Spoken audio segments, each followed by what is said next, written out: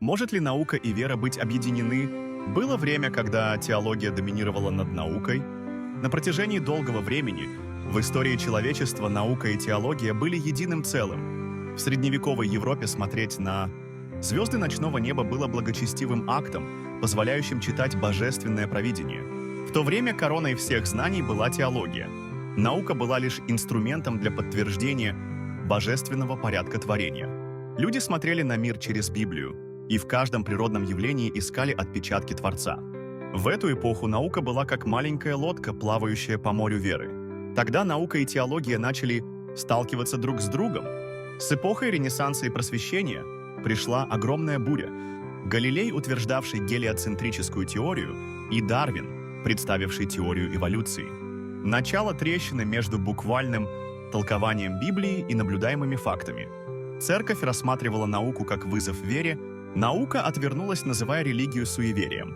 Бог был вытеснен на небеса, и человеческий разум занял его место. Долгое время два мира отрицали друг друга и шли параллельно. Наконец наступила эпоха, когда наука господствует над теологией, эпоха, когда разум царит. В 20 веке наступила эпоха, когда только видимые материальные объекты и проверяемые данные считались истиной. Научное мышление оказало давление на сферу веры. То, чего нет доказательств, не существует.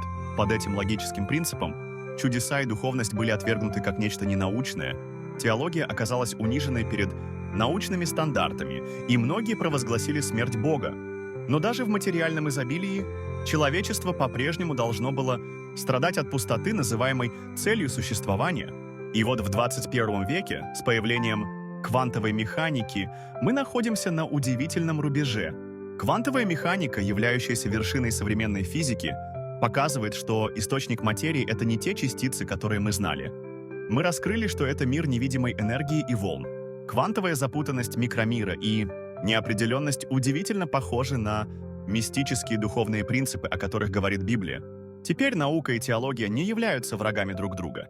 Наука становится языком, интерпретирующим изящный чертеж Вселенной, созданной Богом, а теология придает этому чертежу цель и смысл.